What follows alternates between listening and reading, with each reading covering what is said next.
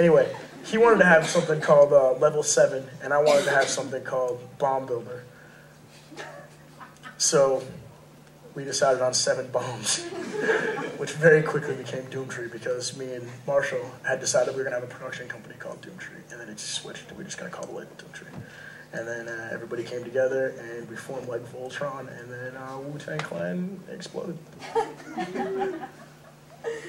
So all right. So and as POS is developing, you are writing songs yourself, and the Ipecac, the first POS record, like started coming together. Kinda. It was a total accident too. That anybody ever heard of a little strip club called Rick's Cabaret?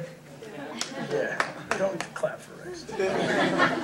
It was a, you know, that was where I worked for like 3 years. After Foxfire closed, I was jobless and disappointing everybody until my friend Roberto Polite got me a job as a men's room attendant at Rick's Cabaret, which means I wore nice slacks like you're wearing right now, and a black button-up like you're wearing right now, only buttoned up.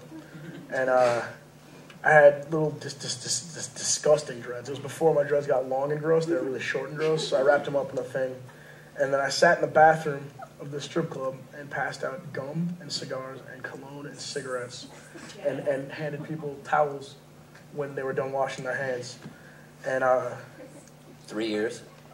The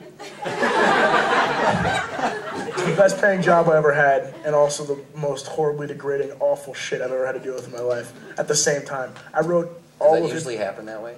Yeah. I wrote all of Ipecac in that bathroom. Like all of it. Like, because I'd work night shifts where I'd actually make money, and then in order to keep my night shifts, I'd have to work days where nobody comes into a strip club at 10 a.m. I don't know why the fuck they wanted me to be there, but I'd be there at 11:30 because there's nobody. I didn't have like a shift supervisor. I'd just kind of show up. So I'd get there and I'd sit down and I'd set up the colognes and everything, and then I'd just sit and just start writing, you know? And so I wrote pretty much everything except for Duct Tape of the first record in that bathroom. And are there references to? I mean, there is an entire record that will never come out of songs about being in that bathroom with the people I saw. You know, like Ipecac is picked. Those songs were picked because they were the songs that, like, you know, were the better songs of them. But there are so many verses about this dude who comes in every day, or this guy who's trying to tell me his life story, or this guy who is a lawyer who's clearly addicted to crack, or this guy who's like, you know what I'm saying, like.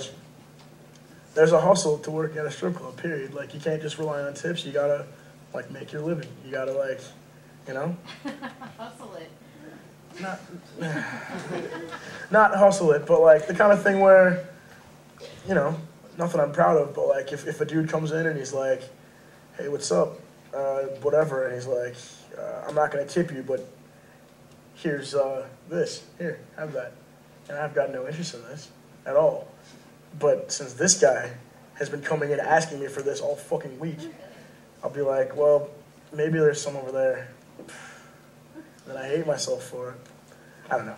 Whatever. Yeah, there's so much stuff to write about working in a place like that. Like, there are such incredibly good people, you know? Like, I think strip clubs should exist, and there should be, you know, strippers and whatever. But, like, of all the strippers there are in the world, maybe like 3% of them should be stripping, and those 3% that should be stripping should do it, and they should love it and kill it and have a good time and like make that their life and whatever. But everybody else in there is like ruining themselves so slowly. Like, it's such a horrible, horrible incubator for like ruining lives.